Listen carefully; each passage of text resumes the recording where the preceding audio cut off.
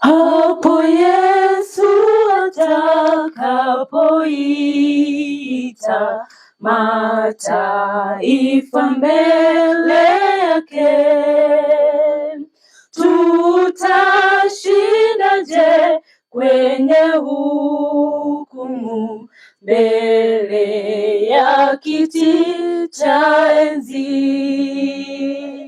Atakusanya ngano ghalani, atatupa mbali makapi. Tutashindaje hukumuni siku ya Kiyama? Je, tutasikia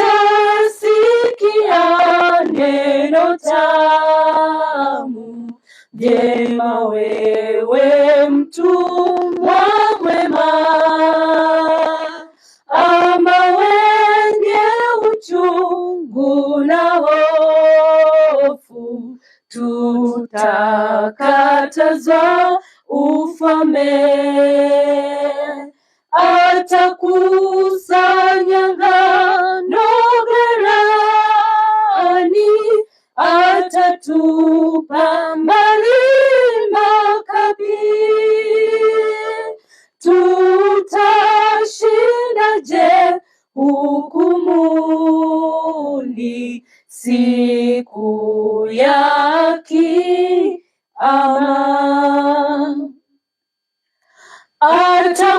Atakubali tu kwa furaha watoto wake wapendwa, atawapa mavazi meupe, wakae kitini pake. Atakusanya ngano ghalani, atatupa mbali makapi. Tutashindaje hukumuni siku ya Kiyama?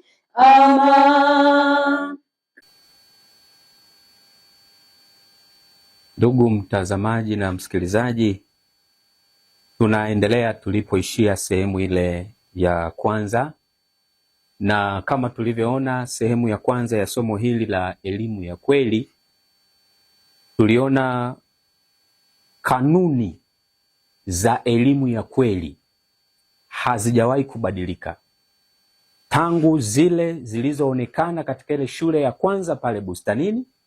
Baada ya anguko, kanuni zinabaki kuwa ni zile zile, na kilichofanya badiliko liwepo katika mifumo ya elimu siku hizi linatudhihirishia tu uwepo wa pambano kuu kati ya Kristo na Shetani, kati ya wema na uovu. Elimu ni kipengele muhimu kinachopambaniwa, kwa sababu elimu ya kweli haitenganishwi na mpango wa ukombozi. Kazi ya elimu na kazi ya ukombozi ni moja. Sasa tukiruhusu elimu ya kweli, Shetani lazima agalagazwe, na Shetani anataka endelee kupambana. Anachofanya ni kuondoa elimu ya kweli na kuweka elimu bandia.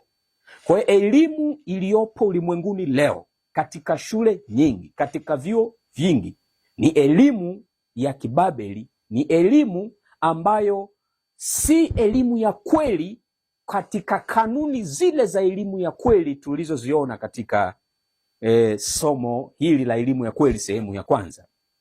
Sasa basi, tunapoendelea na somo hili la elimu ya kweli, ninakualika tuangalie mifumo kama minne, ama tuangalie vipengele vinne, alafu tuchambue pamoja kupitia kitabu hiki cha elimu ya kweli, ama cha kitabu cha Education kwa Kiingereza cha Ellen G. White.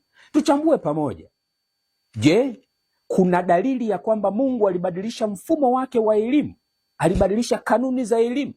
Alafu tukija kuangalia somo jingine, tutakuja kuangalia historia ya elimu katika kanisa la Waadventista wa Sabato, tutaangalia hiyo historia yake mpaka badiliko, nani anahusika na badiliko hilo, na mahali tulipofika, tumefika wapi katika historia ya kinabii, na tunapaswa kufanya nini.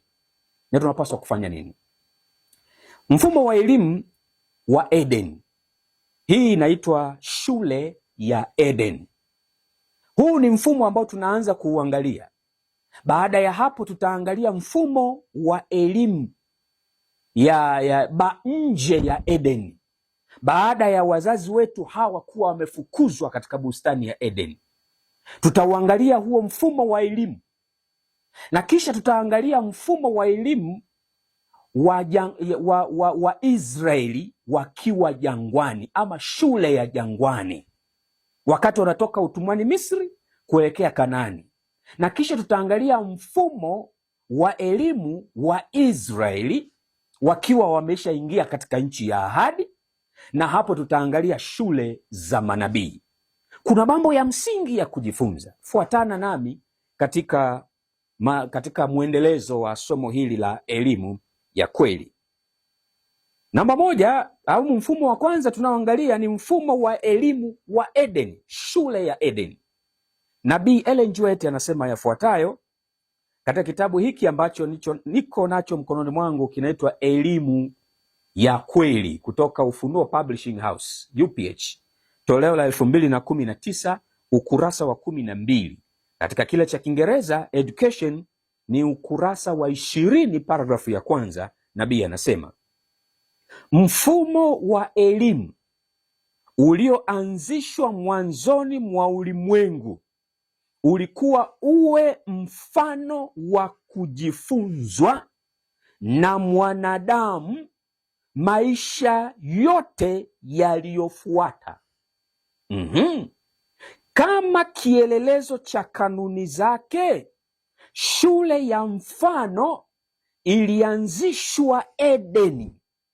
Shule ya mfano ilianzishwa Eden.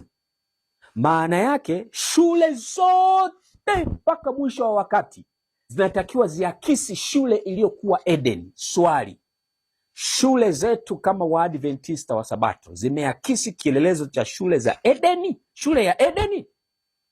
Mtoto wako anakosoma, shule hiyo ina mfano, imeakisi mfano wa shule ya Eden?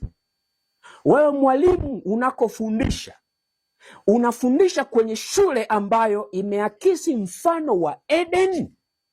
Nabii anaendelea kusema hivi: nyumbani kwa wazazi wetu wa kwanza hapo Eden, bustani ya Eden ilikuwa darasa.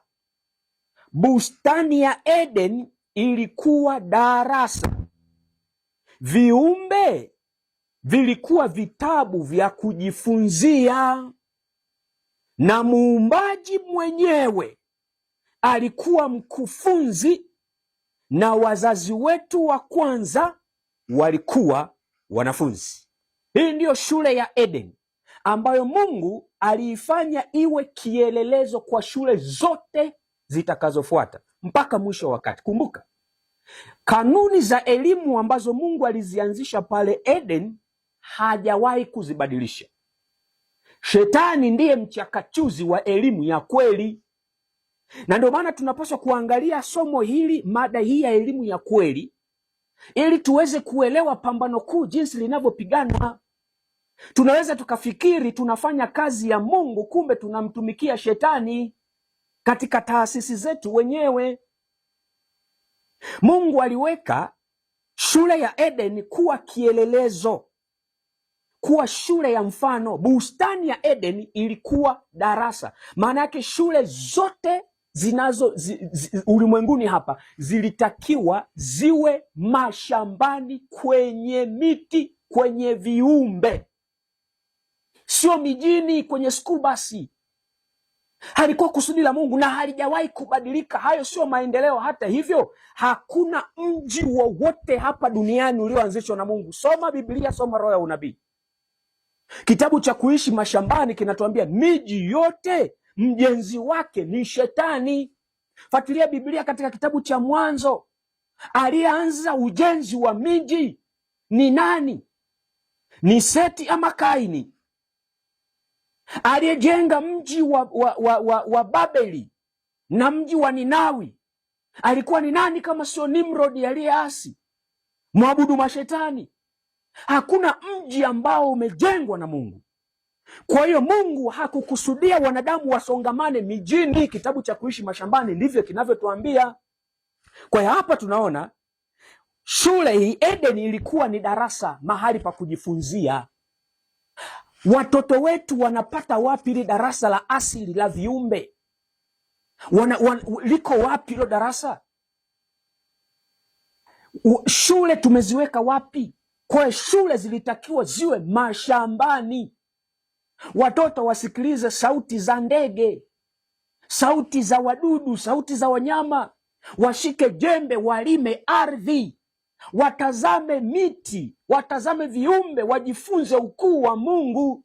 Bado asili ni kitabu cha kujifunzia.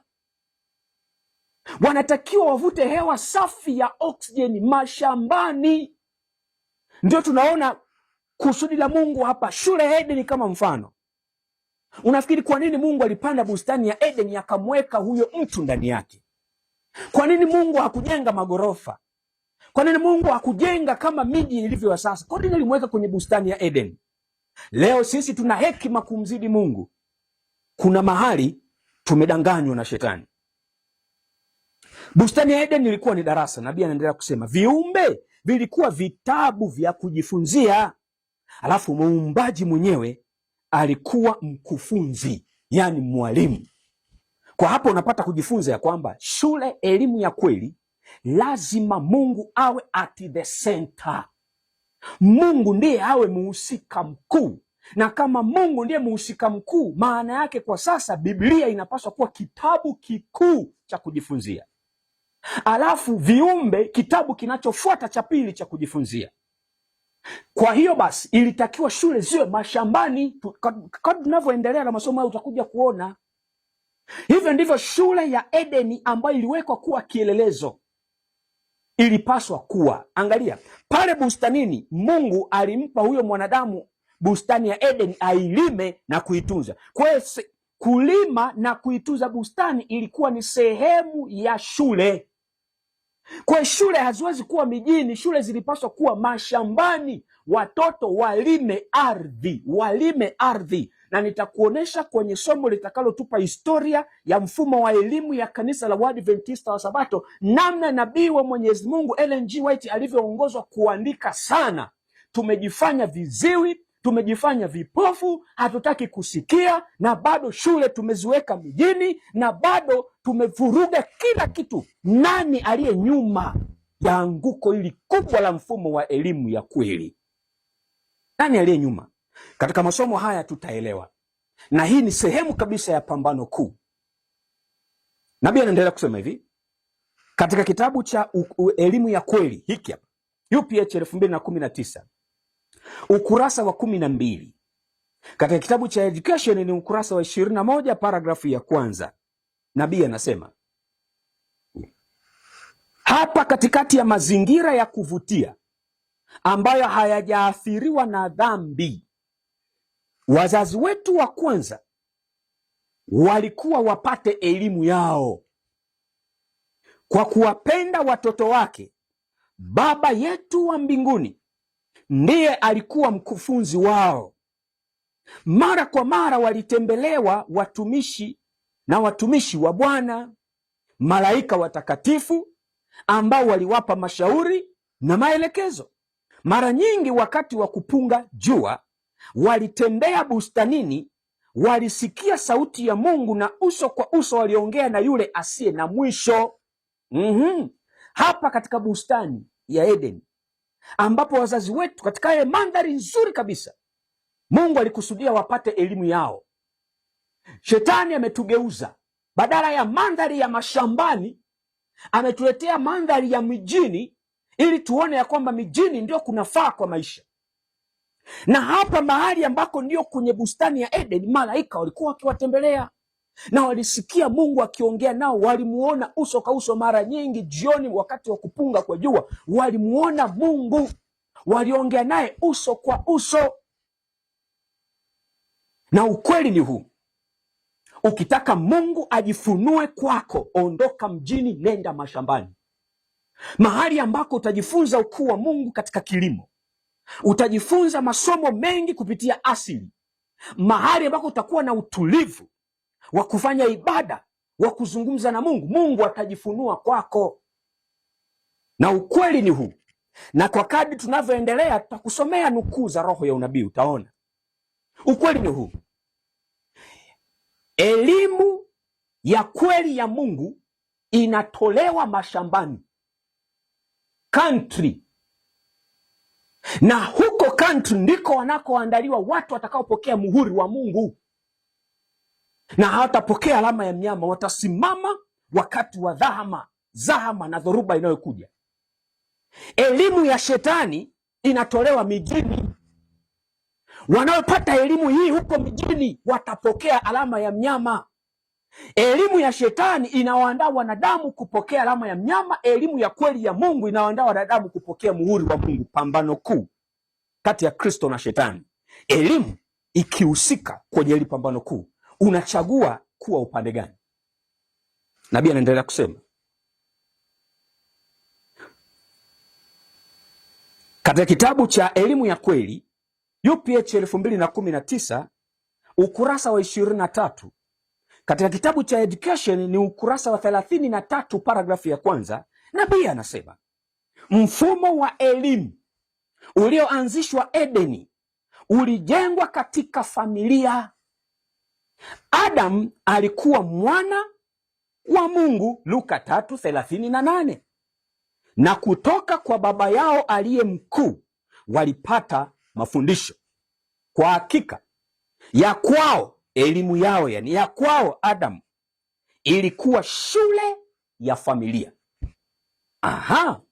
Sasa kama elimu ya kweli inatolewa mashambani na familia ni muhimili, ni msingi wa elimu ya kweli, swali ni hili: wazazi walipaswa waishi wapi? Waishi mijini ama waishi mashambani, ili huko wakawafundishe watoto wao elimu ya kweli? Elimu ya kweli.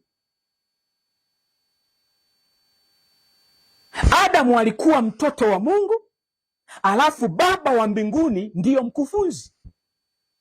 Hivyo tu, kama kielelezo cha elimu hii ya Edeni, maana yake ni kwamba Mungu amekasimisha hayo majukumu kwa wazazi, na nitakusomea tutavyoendelea nukuu inayosema kutoka kwenye hii kitabu cha Elimu ya Kweli, ya kwamba Baba alikasimisha kwa mwana wake Yesu Kristo, na Yesu akawaamini wanaume na wanawake wanaobeba majukumu ya kuzaa, baba na mama, kwamba elimu msingi wake wa kwanza, elimu ya kweli, ni kwenye familia.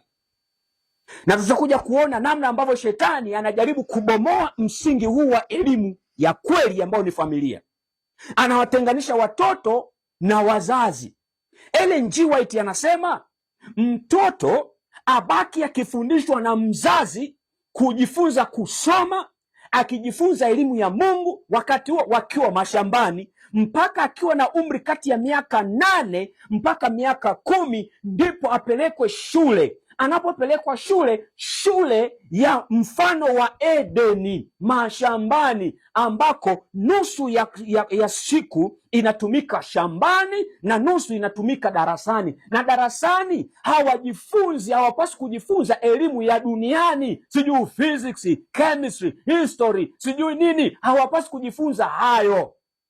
Ukitaka kujua masomo ya kujifunza, nenda kasome shule za manabii. Shule za manabii walijifunza masomo gani? Ndio haya yanatokea kufundishwa shuleni. Wafundishwe mpaka umishonari wa tiba, wafundishwe njia rahisi za kutibu kwa kutumia kanuni 8 alizozitoa Mungu, wafundishwe mapishi, wafundishwe shughuli za mikono, ufundi wa namna mbalimbali, wafundishwe kilimo kwa vitendo. Hiyo ndio shule ambayo inapaswa ibebe mfumo wa elimu ya kweli, na hiyo ndio shule ya Eden inasimama kama mfano. Kwa kama wazazi, familia ndio muhimili wa elimu ya kweli, maana yake wazazi hawapaswi kuishi mijini. Wazazi kuishi mijini ni mpango wa Shetani, sio wa Mungu. Jitetee unavyojitetea.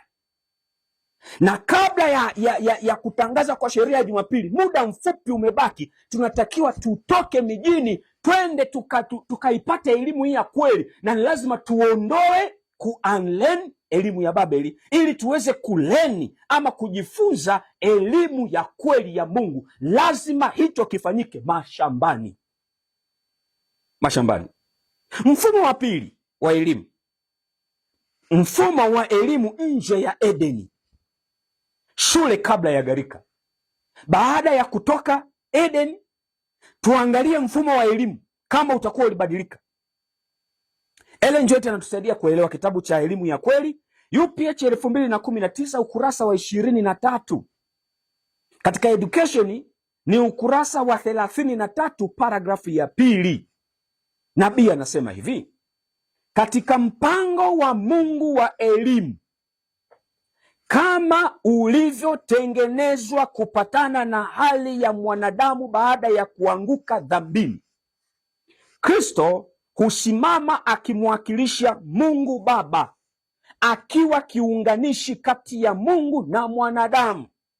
Yeye ni mwalimu bora kabisa wa jamii ya mwanadamu. Bwana asifiwe. Na alipanga kwamba wanaume na wanawake wamwakilishe. Familia ilikuwa shule na wazazi walikuwa walimu. Kwa hiyo baada ya kutoka bustanini Edeni, bado muhimili wa elimu ya kweli, muhimili wa kwanza ulibaki kuwa familia.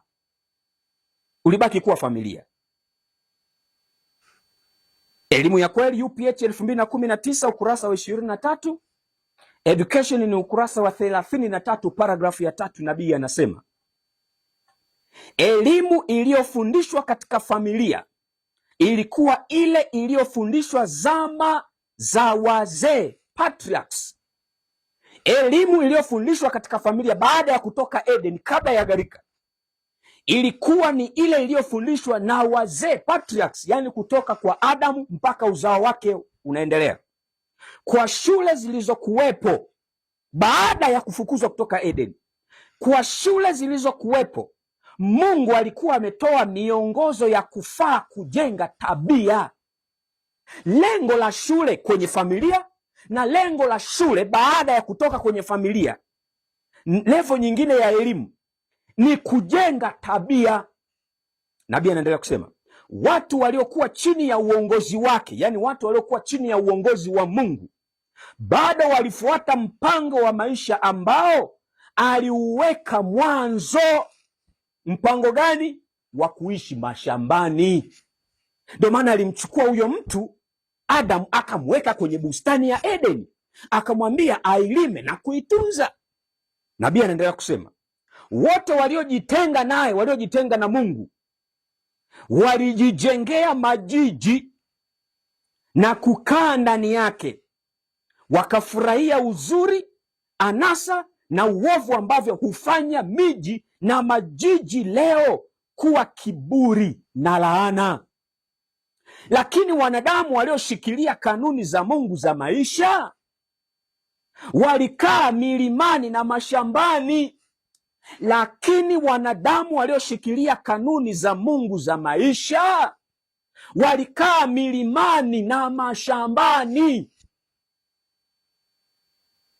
Walikuwa wakulima wa mazao, oh haleluya, wafugaji wa wanyama, na katika maisha haya huru ya kujitegemea yenye kutoa nafasi ya kazi, elimu na tafakari, walijifunza juu ya Mungu na kuwafundisha watoto wao juu ya njia na kazi zake. Swali: baada ya kutoka bustani ya Eden, shule ya Eden tunaiweka pembeni, shule zilizofuata baada ya hapo, Mungu alibadilisha utaratibu?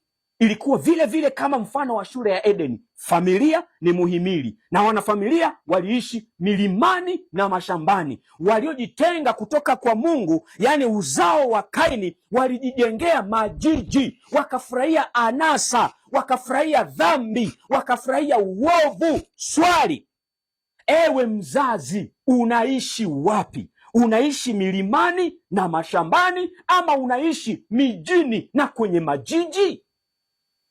Watoto wako wanapata elimu gani? Hawapati elimu ya kweli, hawapati elimu ya kweli. Na shetani amehakikisha ya kwamba anawatenga watoto wako na wewe.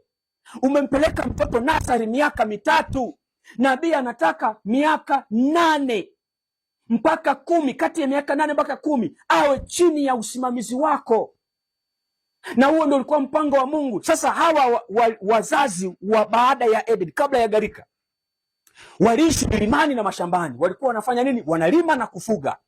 Katika kazi hizo kulikuwa na fursa ya kuwafundisha watoto wao nafasi ya kazi, kuwafundisha kazi, elimu na tafakari, na walipata masomo ya kujifunza juu ya Mungu, na waliwafundisha watoto wao juu ya Mungu na uwepo wa kazi zake, njia zake na kazi zake.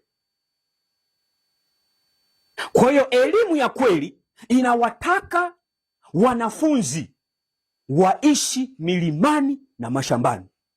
Kwa hata swala la tokeni mjini sio swala la kurukwa na akili. Na wengine wanasema, unajua miaka 2000, miaka ya 90 na kitu, watu walitoka mjini wakaenda mashambani, wamerudi tena mjini wanaombaomba, maisha yao ni magumu. Ni hivi, shetani alihakikisha anabomoa nia yao njema. Walipaswa waishi huko mashambani, kwa sababu Mungu hakukusudia watu waishi mijini. Walikuwa sahihi kabisa na maamuzi yao ni sahihi. Walikosa imani na walitetereka, walianguka kwenye mitego ya shetani. Ni mpango wa shetani watu warundikane mijini. Na hapa ndipo utaelewa, ewe mchungaji unayewaambia watu ya kwamba huu sio muda wa kutoka mjini, wabaki mjini. Swali, wewe ni mjumbe wa elimu ya kweli ama ni mjumbe wa elimu bandia? Na kama ni mjumbe wa elimu ya kweli, hauwezi ukaambia watu wabaki mjini. Ulitakiwa upige tarumbeta, watu watoke mijini, watoke mijini, waende kwenye shule na wakaipate elimu ya kweli ya Mungu, japo muda ni mfupi kiasi hiki. Lakini lazima muda huo mfupi tuondoe yote ya kibabeli na tuingize mapya ya elimu ya kweli, ndipo tutakuwa tayari kwa muhuri wa Mungu. Tutakuwa tayari kwa muhuri wa Mungu. Nabii anaendelea kusema katika kitabu cha elimu ya kweli UPH 2019 ukurasa wa 23 na 24. Katika kitabu cha education ni ukurasa wa 34 paragrafu ya kwanza. Nabii anasema hii ndiyo njia ya elimu ambayo Mungu alitaka ifundishwe katika Israeli. Njia gani? Njia ya wazazi kuishi milimani na mashambani, na familia kuwa muhimili wa kwanza wenye nguvu kwa ajili ya elimu ya watoto. Hii ndiyo njia ya elimu ambayo Mungu alitaka ifundishwe katika Israeli. Lakini walipotolewa Misri, ni wachache tu waliokuwa tayari kufanya kazi pamoja na Mungu katika kuwafundisha watoto wao. Wazazi wenyewe walihitaji maelekezo na nidhamu. Walikuwa wahanga wa utumwa wa muda mrefu. Walikuwa wajinga, wasio na elimu, wenye kuvunjiwa hadhi. Walikuwa na elimu ndogo juu ya Mungu na imani ndogo kwa Mungu. Walikuwa wamechanganywa kwa muda mrefu na kati ya upagani. Mungu alikuwa na shauku ya kuwainua hadi kiwango cha juu cha maadili matakatifu, na kwa ajili hiyo alitaka awape elimu imuhusuyo yeye mwenyewe. Wana wa Israeli walipotoka utumwani Misri walikuwa wameharibiwa na elimu ya shetani. Kwa hiyo ilikuwa wafundishwe elimu inayomuhusu yeye mwenyewe. Ni elimu gani? Ni elimu ya kweli. Kwa elimu ya kweli jumla yake ni mafunuo kumuhusu Mungu, mafunuo kuhusu mpango wa ukombozi, ndio elimu ya kweli.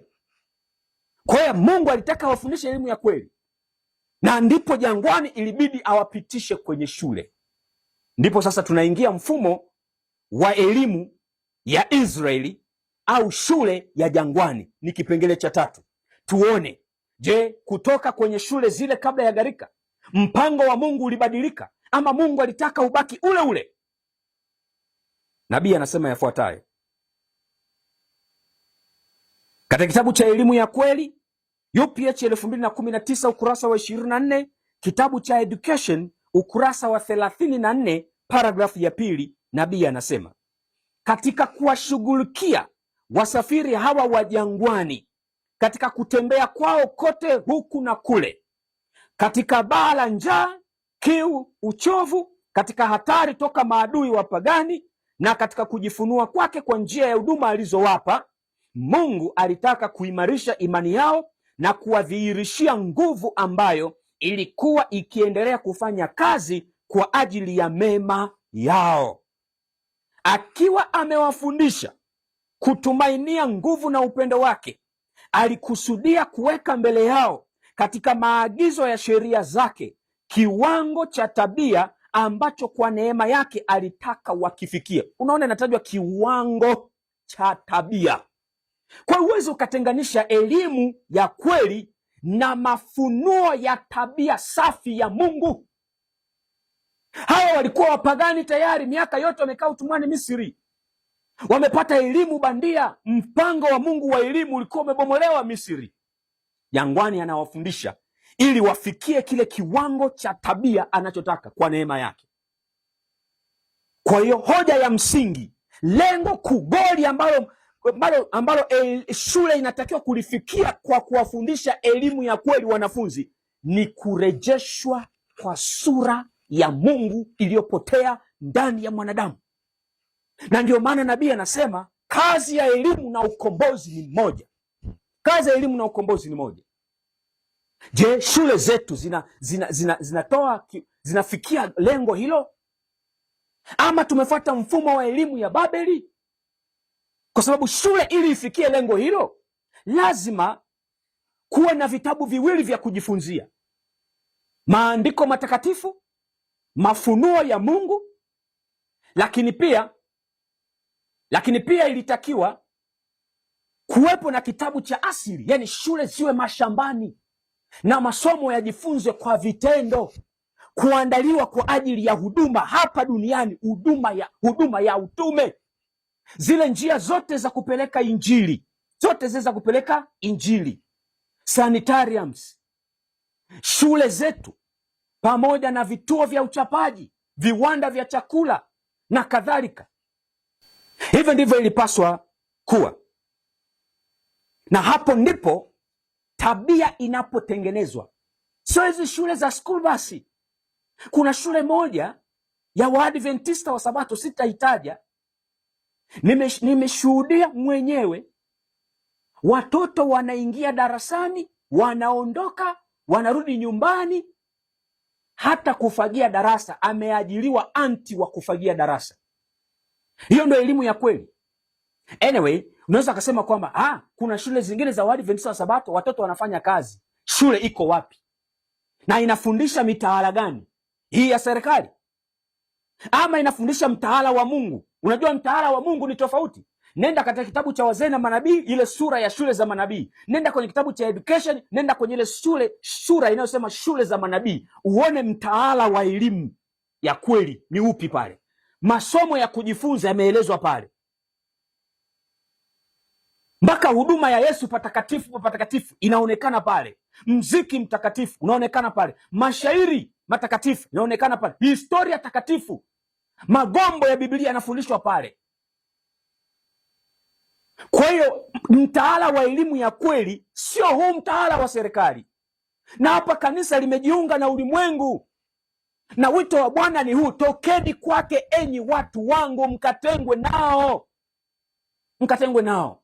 Na nitoe wito huu, viongozi wa union zote mbili za Tanzania, na hata kama mnafuatilia kutoka nchi nyingine, viongozi wa union, viongozi wa maconference na mafields, wajumbe wa kamati za union, kamati za conference na za fields, watenda kazi katika shule zetu, wakuu wa shule, makamu mkuu wa shule, muhazini wa shule, chaplain wa shule, angalieni namna ambavyo mnatupeleka pabaya. Rudini, simameni katika njia kuu, mkaulize mapito ya zamani, ili muiendee katika njia hiyo, ndipo mtajipatia raha nafsini mwenu. Biblia imesema. Lakini cha kushangaza, walisema hatutaki kwenda kwa njia hiyo, hatutaki kwenda kwa njia hiyo. Shule hazikupaswa kuendeshwa hivi.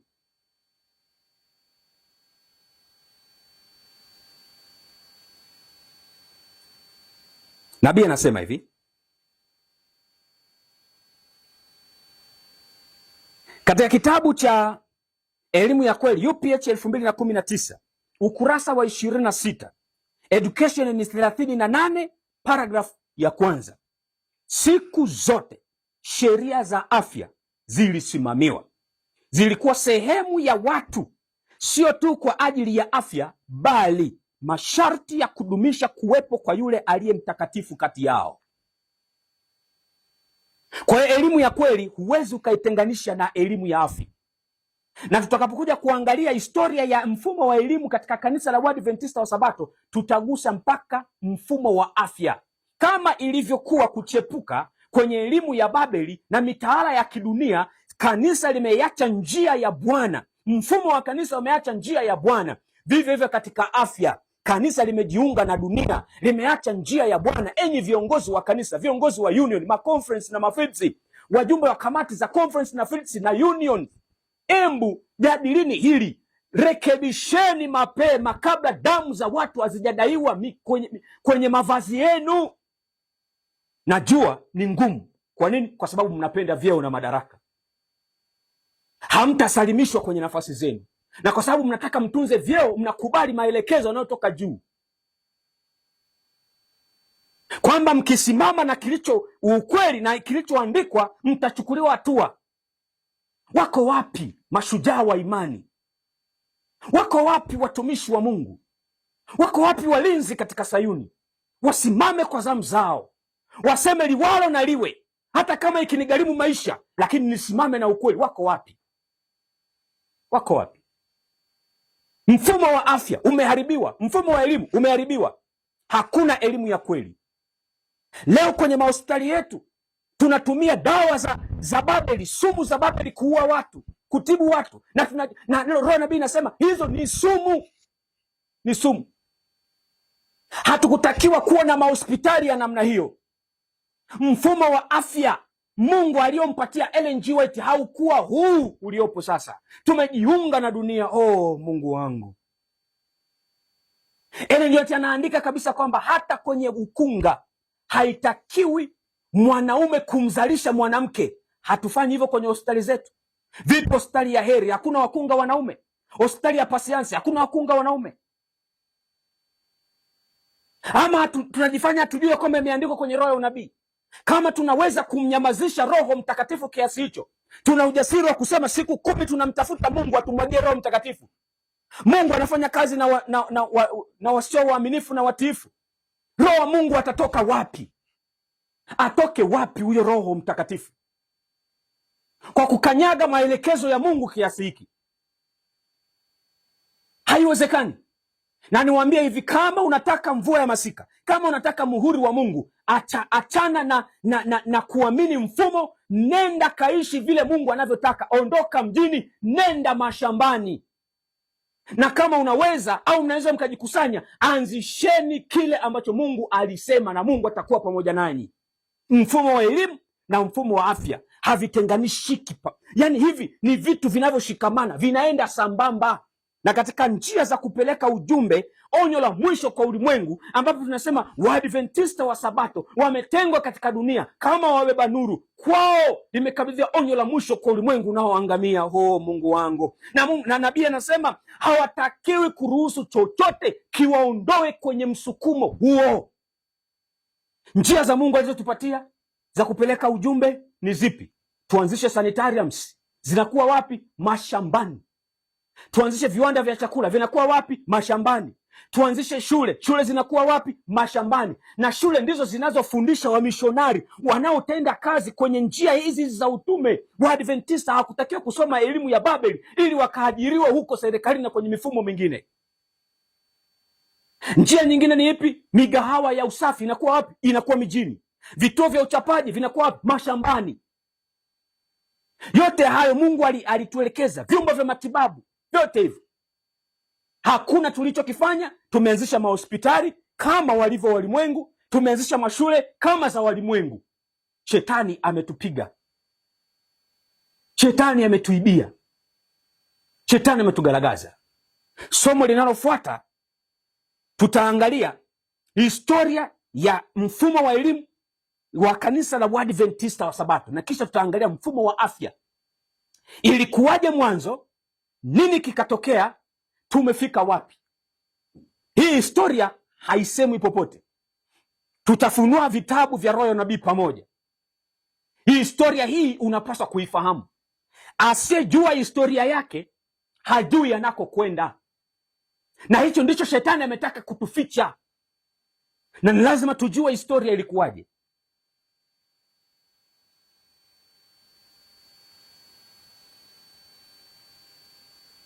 Mfumo wa elimu ya Israeli, shule za manabii, kipengele cha 4. Nabii anasema hivi katika kitabu cha Education ukurasa wa 45 paragrafu ya kwanza, ukurasa wa 46 paragrafu ya kwanza, katika kitabu cha elimu ya kweli, yani tafsiri ya kitabu cha Education kutoka Ufunuo UPH 2019 ni ukurasa wa 33. Nabii anasema hivi: kwa kukosekana kwa uaminifu nyumbani na mivuto ya ibada ya sanamu nje, vijana wengi wa Kiebrania walipokea elimu iliyotofautiana sana na ile ambayo Mungu alikuwa amewakusudia. Walijifunza njia za mataifa kuukabili uovu huu unaokuwa. Mungu alianzisha njia zingine kuwasaidia wazazi katika kazi ya elimu. Kwa hapa ndipo tunaanza kuona njia nyingine, hatua nyingine kutoka elimu. Sasa baada ya kuwa imekamilika kwa wazazi miaka 8 ya mtoto mpaka 10, ndipo mtoto alichukuliwa na kupelekwa kwenye hatua nyingine, na hii ilikuwa ni njia ya Mungu kusaidia wazazi hawa kutokana na mivuto ya upagani na uovu uliokuwa ukiwazunguka. Mungu alianzisha nini sasa? Hiyo hatua nyingine ilikuwa ni ipi? Kutoka kwenye msingi wa kwanza wa elimu ya kweli, familia, hatua iliyofuata ni nini? Nabii anaendelea kusema, kwa kulifundisha darasa la watu hao waliotoka mikononi mwa wazazi miaka 8 mpaka 10 ili wafundishwe. Kwa kulifundisha darasa la watu hao, Samueli alielekezwa na Mungu, alianzisha shule za manabii. Alianzisha shule za manabii. Nabii anaendelea kusema katika elimu ya kweli UPH 2019 ukurasa wa 34, Education ni ukurasa wa 46 paragrafu ya 2. Anasema shule hizi zilikusudiwa kusimama kama vizuizi dhidi ya kuongezeka kwa rushwa, kuwawezesha vijana kuwa na ustawi wa kiroho na kiakili, na kukuza mafanikio ya taifa kwa kulipatia taifa watu wenye sifa ya kuishi kwa kicho cha Mungu kama viongozi na washauri. Kwa nini kanisa Katoliki wao wanafundisha mapadri wao kwenye shule zao? Kwa nini kanisa la Waadventista wa Sabato hatuna huo utaratibu? Kwa sababu hatuna shule za elimu, hatuna mfumo yani mfumo wetu wa elimu haufundishi elimu ya kweli. Kwa hiyo ilitakiwa pia hata wachungaji, viongozi wa kanisa, wahasibu, masekretari, madereva, watu wa IT, wote ilitakiwa wangekuwa wamepikwa kwenye hizi shule za manabii, yaani mfumo wa elimu ile ya mfano wa Edeni. Watoke wakiwa watumishi na watenda kazi walio waaminifu, wenye sifa ya kuishi kwa kicho cha Mungu, na viongozi bora na washauri bora. Leo tunahangaika ni kwa sababu ya kubomolewa mfumo wetu wa elimu ya kweli. Hao watu hawapo. Wachungaji matapeli, wahazini wezi, walimu matapeli na kadhalika. Kwani nayo yasema hayapo? Wachungaji hawaendi kwa waganga wa kienyeji kugombania, kutafuta nafasi za mivuto ili wakagombanie vyeo. Hawapigi siasa ili wachaguliwe. Hakuna ubadhirifu wa fedha kwenye kanisa la Mungu. Hao ndio viongozi ambao Mungu alitaka wawe. Tumekosea wapi? Tunataka kujua tulijikwaa wapi. Elimu ya kweli tumeiacha, na it is too late, lakini tunaweza kufanya maamuzi mtu mmoja mmoja. Haiwezekani mfumo ukabadilika, haiwezekani. Mfumo umeshashikamana na ulimwengu, na nitawapa historia yote, tutaelezana. Mtaona namna ambavyo shetani amefika mbali mno, na tulilala usingizi. Amemaliza kuiba, amemaliza kuiba. Wanafunzi wa shule hizi walikidhi mahitaji yao wenyewe kwa kilimo au shughuli zingine za mikono. Unaona hizo shule za manabii, bado mfumo ulibaki kwa Eden, ule shule ya Eden. Kama walikidhi shughuli zao, mahitaji yao kwa kilimo na shughuli za mikono, unafikiri shule zilikuwa mijini? Zilikuwa pembezoni. Hizi shule za manabii ziliwekwa mashambani, haikuwa mjini, ili wapate nafasi ya kulima. Oh, Mungu wangu, hili alikuwa jambo geni katika Israeli, au la kudhalilisha. Kwa kweli ilichukuliwa kuwa dhambi kumwacha mtoto akue bila kujua shughuli za mikono. Kila kijana, awe na wazazi matajiri au masikini, alifundishwa stadi fulani. Elimu ya kweli, UPH 2019, ukurasa wa 34, education ni 47, paragrafu ya kwanza.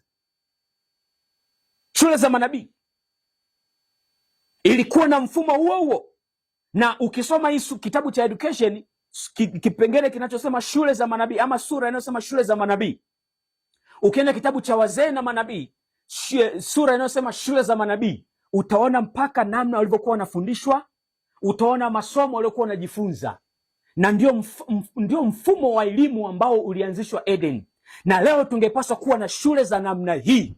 Shule ziko mashambani, zimeunganishwa na mifumo mingine yote ile ya kupeleka Injili. Ujumbe wa malaika watatu ungesambaa kwa kasi mno, ungesambaa kwa kasi mno, ambapo shule nusu, yani masaa, kama shule ni masaa 10 wanajifunza, masaa 5 watoto wako shambani, wako karakana, wanajifunza shughuli za maisha. Masaa 5 wanakaa darasani, wanajifunza nini? Sio masomo haya, sijui somo la uraia, sijui somo la nini, hakuna. Wanajifunza mada hizi zilizoainishwa na Mungu, maana wametengwa katika dunia kama wabeba nuru, hawana ajenda nyingine. Ajenda ni ujumbe wa malaika wa kwanza, wa pili na watatu, ukweli wa sasa. Hawana kitu kingine. Hatukupaswa kufundisha mitaala ya serikalini, mitaala ya ulimwengu. Tumefunga ndoa na ulimwengu, tumeshika vitu vichafu, tumejinajisi. Alafu tunataka Roho Mtakatifu, siku 10 za kufunga na kuomba, kufunguliwa Roho Mtakatifu. Sio kufunguliwa, ni kufungwa. Huko ni kufungwa. Roho Mtakatifu hakuna. Roho Mtakatifu atamwagwa kwa mtu mmoja mmoja aliyekubali kurudi kwenye elimu ya Mungu. Na hao wote wanaotoka mijini na kwenda mashambani watapokea mvua ya masika. Watatiwa muhuri wa Mungu. Hawatapokea alama ya mnyama. Maana elimu ya Mungu inatolewa mashambani. Elimu ya shetani inatolewa mijini. Wanaobaki mijini, elimu hiyo imewaandaa kupokea alama ya mnyama. Ngoja niwaambie, elimu usifikiri kwamba ni mtu kukaa darasani na kujifunza. Elimu ni maisha yetu yote. Huko mijini unaona uovu, unasikia uovu, ukija kwenye TV matakataka, unatazama movie na tamthilia, unatazama mipira, alafu eti wewe uje kuipinga alama ya mnyama. Hiyo kitu haipo. Hiyo kitu haipo. Unakula nini huko mijini?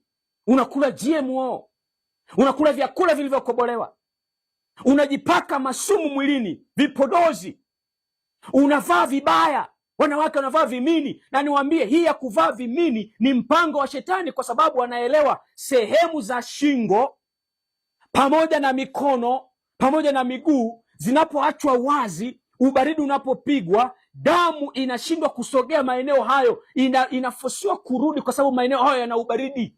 Damu inapoozwa, na matokeo yake ni nini? Madhara yake ni makubwa sana kiafya. Na ndio maana watu wana shida ya afya ya akili. Mgogoro unaanzia hapo. Watu hawatawaliki kwenye ndoa. Wakina mama, ndoa hazikaliki tena, kwa sababu akili zimechachamaa. Wanasuka marasta, wanakaba zile nywele, wanaweka makarikiti nywele, masumu hayo yote. Hiyo ni elimu ya Babeli. Hayo ni matokeo ya elimu ya Babeli. Nenda kwenye makanisa ya mijini, angalia wakina mama walivyovaa.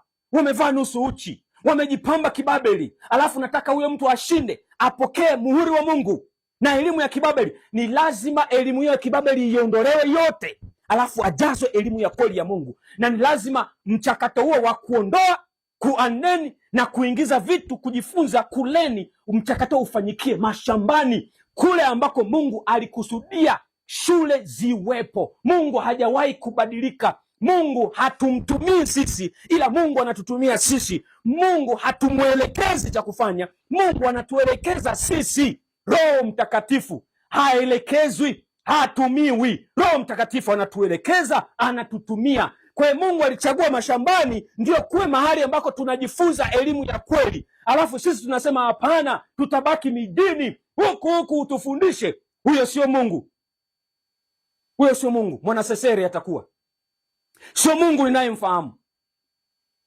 Mungu anataka utii kamilifu, anataka utii kamilifu. Na hapa ndipo inapokuja hoja ya wapi watu waishi. Ikiwa miji yote imeandaliwa na Shetani, Mungu hakuna mji aliojenga Mungu. Kasome Biblia na roho ya unabii, uniletee hiyo nukuu ama hilo fungu. Mji gani ulianzishwa na Mungu? Kama hakuna mji ulianzishwa na Mungu, umeanzishwa na Shetani, uhalali wa kuishi mijini tunautoa wapi? Wewe mchungaji unayesema kwamba unabaki mjini eti unafanya kazi ya Mungu, huo uhalali unautoa wapi? Na ni kazi gani unayoifanya ikiwa zile njia zote za utume zile tumeziacha? Je, kuna mgahawa wa usafi ulioko mjini? Kazi gani unayoifanya? Shule zetu zimeacha elimu ya kweli. Hospitali zetu kwanza hata hazikutakiwa kuwepo za mfumo huo. Huo ni mfumo wa kibabeli. Tutaangalia hiyo historia hatua kwa hatua, namna ambavyo Shetani amepora mfumo wa Mungu. Alafu tunajifanya tujionyeshe kwamba sisi ni kanisa la kweli la Mungu, tunafanya kazi ya Mungu. Nabii anasema Israeli ya sasa, Waadventista wa Sabato watafata nyayo za Israeli ya zamani. Pamoja na kwamba Mungu aliwapa mfumo mzuri wa elimu, shule za manabii, nini kilitokea? Shetani akamonopolize mfumo wa elimu ya shule za manabii, akachakachua. Na ndio maana Yohana Mbatizaji alipozaliwa Mungu hakuruhusu akasome kwenye shule za manabii. Yesu hakusoma kwenye shule za manabii, ilibaki tu mhimili wa familia. Basi hawakwenda tena hiyo level nyingine ya hizo shule za manabii. Kwa nini? Kwa sababu zilikuwa zimechakachuliwa, zilikuwa zimeharibiwa.